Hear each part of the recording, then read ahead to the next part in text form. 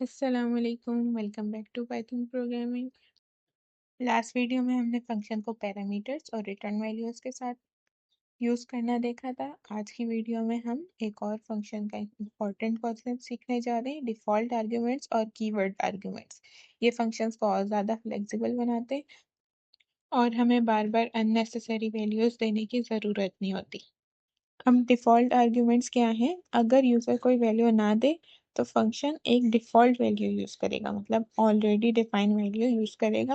इसको डिफाइन कैसे करते हैं हम? पैरामीटर जो भी हम दे रहे होते हैं उसमें हम इक्वल लगाते हैं और उसमें हम वैल्यू दे देते हैं। यानी फंक्शन की डेफिनेशन जब हम लिखते हैं, फंक्शन को डिफाइन कर रहे होते हैं, तभी हम उसके पैरेंथेसिस में पैरामीटर के साथ उसको इक्वल करके वैल्यू दे देते हैं। उसी वक्त वैल्यू असाइन हो जाती है। तो जब फंक्शन बनाते हैं तो पैरामीटर के साथ उस डिफ़ॉल्ट वैल्यू को लिख देते हैं हम लोग। जैसे यहाँ एग्जांपल में मैंने ग्रीट नाम का फंक्शन डिफाइन किया हुआ है, जिसमें पैरामीटर मैंने नेम दिया है। लेकिन अब न्यू काम क्या है कि नेम में हमने इक्वल करके डबल कोटेशन है तो स्ट्रिंग स्ट्रिंग डेटा टाइप के मैंने एक डिफ़ॉल्ट वैल्यू दे दी है जो स्टूडेंट है। यानी अब हमारे पास नेम की हमेशा वैल्यू स्टूडेंट ही रहेगी। तो इसके लिए हमने फिर आगे प्रिंट कराया कि हेलो नेम।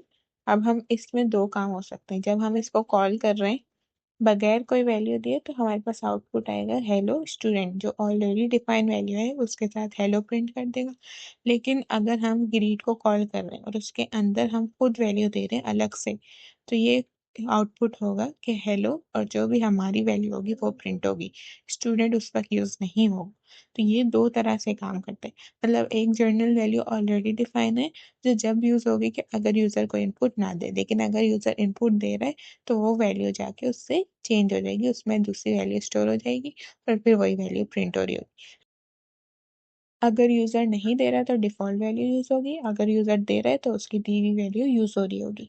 इस तरह हमारे पास डिफॉल्ट आर्ग्यूमेंट्स वर्किंग करते हैं। अब कीवर्ड आर्ग्यूमेंट्स में क्या है? जब हम फंक्शन कॉल कर रहे होते हैं तो उस पैरामीटर के नेम को लिखते हैं और हम उसको डायरेक्ट वैल्यू असाइन कर देते हैं। फिर इसमें होता क्या है कि हमारे पास ऑर्डर जो है वो मैटर नहीं कर रहा होता। मतलब पैरामीटर्स अगर हमने ए में कुछ और देना है और दो पैरामीटर्स हैं ए और बी, ए में वैल्यू देनी है और बी में वैल्यू देनी है, तो हम बी को पहले कॉल करके उसमें अलग वैल्यू दे सकते हैं। यानी फिर हमारे पास ए को बाद में दे सकते हैं। वैसे हम अगर वैल्यू देंगे तो ए में ए की वैल्यू देंगे, बी में बी की। लेकिन अगर हमें बी को पहले देनी है तो हम उसको दे सकते हैं। इससे हमारा ऑर्डर जो है वो मैटर नहीं कर रहा होता है। इसमें कीवर्ड आर्ग्यूमेंट को यूज करके हमारा फिर ऑर्डर मैटर नहीं करता। हम बाद की वैल्यू पहले दे सकते हैं और पहले की बाद में पास कर सकते हैं फंक्शन को वैल्यू। जैसे यहाँ इंट्रो नेम का मैंने फंक्शन डिफाइन किया हुआ है, उसमें दो पैरामीटर्स हैं, नेम और एज। नॉर्मली अगर हम वैल्यू दें तो पहले नेम को देना पड़ती है फिर एज, लेकिन कीवर्ड आर्ग्यूमेंट्स की वजह से हमने ऑर्डर उल्टा कर दिया। जैसे नीचे लिखा हुआ है कि हमने इंट्रो कॉल किया है, फिर एज में हमने 20 दे दिया और कॉमा लगा के नेम में हमने सारा दे दिया। इस तरह हमारा ऑर्डर उल्टा भी हो सकता है और अगर हम चाहें तो सीधा भी दे सकते हैं। तो इस तरह हमने एज की वैल्यू पहले दे दी, नेम की बाद में। तो कीवर्ड आर्ग्यूमेंट्स को यूज करके हम लोग इसका ऑर्डर चेंज कर सकते हैं। जैसे हमने नेम पहले दिया था, एज बाद में डेफिनेशन में, लेकिन हमने अब एज की वैल्यू पहले दे दी, नेम की बाद में। तो इससे हमारे आउटपुट पे फर्क नहीं पड़ेगा क्योंकि हमने नेम को पहले प्रिंट कराया है, एज को बाद में प्रिंट कराया हुआ है। इस तरह हम कीवर्ड आर्ग्यूमेंट्स का यूज कर रहे होते हैं। इसकी कुछ और एग्जांपल्स भी देखते हैं अपने वीएस कोड में। अब इसकी इंपॉर्टेंस देखते हैं। सबसे पहले तो हमारे फंक्शंस को फ्लेक्सिबल बनाते हैं डिफॉल्ट आर्ग्यूमेंट्स, यानी फंक्शन को रीयूज करना आसान हो जाता है, हर बार इनपुट देना जरूरी नहीं होता। और हमारे पास कीवर्ड आर्ग्यूमेंट जो है हमारे कोड को क्लियर बनाते हैं और हमें ऑर्डर याद नहीं रखना पड़ता, गलती होने के चांसेस भी कम हो जाते हैं। इसलिए हम इनको यूज कर रहे होते हैं। एक बार रिकैप करते हैं। डिफॉल्ट आर्ग्यूमेंट्स का मतलब वैल्यू ऑलरेडी सेट होती है, अगर यूजर कुछ ना दे तो वो यूज हो जाती है। कीवर्ड आर्ग्यूमेंट्स का मतलब है ऑर्डर मैटर नहीं करता, सिर्फ पैरामीटर का नेम जो है स्पेसिफाई करना होता है। और कॉम्बिनेशंस भी हम यूज करेंगे, दोनों को एक साथ यूज करके कोड को फ्लेक्सिबल और क्लीन बनाएंगे। अभी हम इनको यूज करके देखते हैं। अपना एडिटर ओपन करते हैं। जिस तरह हमने डिफॉल्ट आर्ग्यूमेंट की एग्जांपल देखी थी वही हमने ग्रीट का फंक्शन बनाया हुआ है। नेम की वैल्यू स्टूडेंट स्पेसिफाई की हुई है, डिफॉल्ट वैल्यू। अगर हम ग्रीट को बगैर कुछ वैल्यू दिए कॉल करेंगे तो हेलो स्टूडेंट प्रिंट होगा। कुछ वैल्यू कॉल कर दे के कॉल करेंगे तो वो उस हेलो के साथ वो वैल्यू प्रिंट कर देगा। फिर हमने इंट्रो में 2 पैरामीटर्स दिए हुए नेम एज हमने प्रिंट करा है। नॉर्मली हमें ऑर्डर फॉलो करना पड़ता है, लेकिन कीवर्ड आर्गुमेंट में हम एज पहले दे रहे हैं। एज की वैल्यू 20 दे दी। नेम हमने सारा दे दिया, तो ये हमें जाके प्रिंट करके दे देगा नेम सारा एज। एज जो भी है वो हम दे रहे हैं वो प्रिंट करके दे देगा। तो इसमें हमारा ऑर्डर मैटर नहीं करता। अब यहाँ एक और एग्जांपल है कंबाइनिंग नॉर्मल डिफॉल्ट और कीवर्ड, तीनों को हमने कंबाइन कर दिया। इससे हमारे पास क्या है, एक स्टूडेंट इन्फो के नाम से हमने फंक्शन बनाया है, जिसमें हमने नेम जो है नॉर्मल आर्ग्यूमेंट है, जिसकी वैल्यू देना ज़रूरी होगा हमेशा जब भी कॉल करेंगे। कोर्स में हमने एक पाइथन दे दिया, यानी कोर्स और एज की डिफॉल्ट वैल्यूज हमने दे दी हैं। अब हमें इसमें क्या है, 3 बार हमने इसको कॉल किया है अलग अलग चीज़ों के साथ।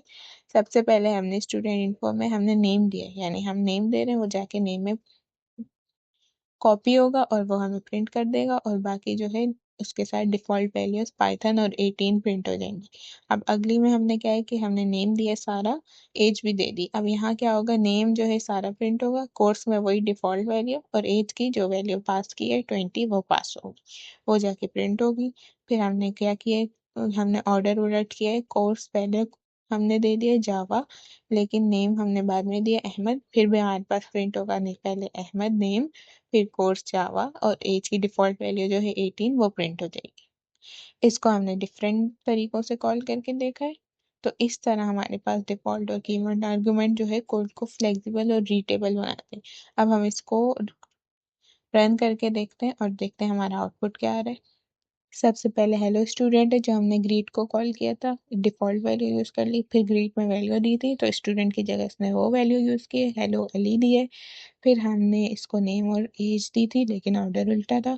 फिर भी इसने हमें सीधा प्रिंट करके दिए नेम सारा एज 20। फिर हमने कंबाइन करके 3 बार कॉल किया था, तो हमने जिस तरह इसको वैल्यूज दी थी, अली दी थी नेम में वो प्रिंट हुई।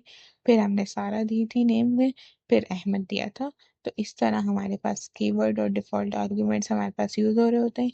कीवर्ड आर्ग्यूमेंट से हमारा को ऑर्डर हम उलट भी दे रहे होते हैं तो भी हमारे कोड पे फर्क नहीं पड़ता। डिफॉल्ट आर्ग्यूमेंट से अगर हम वैल्यू देना भूल जाते हैं तो डिफॉल्ट वैल्यू यूज हो जाती है। इस तरह हम इनको यूज कर रहे होते हैं अपने कोड में, अपने प्रोग्राम्स में। आज हमने सीखा कि फंक्शंस में डिफॉल्ट और कीवर्ड आर्गुमेंट्स कैसे यूज होते हैं। डिफॉल्ट आर्गुमेंट्स एक फॉलबैक वैल्यू देते हैं, और कीवर्ड आर्गुमेंट्स जो है कोड को इजी और रीडेबल बना देते हैं। नेक्स्ट वीडियो में हम सीखेंगे रिकर्जन। रिकर्जन भी बहुत इंपॉर्टेंट टॉपिक है, जहाँ फंक्शन अपने आप को ही दोबारा कॉल कर सकते हैं। तो मिलते हैं नेक्स्ट वीडियो में। इससे रिलेटेड आपका कोई भी क्वेश्चन है तो ज़रूर कॉमेंट्स में पूछें। Thanks for watching.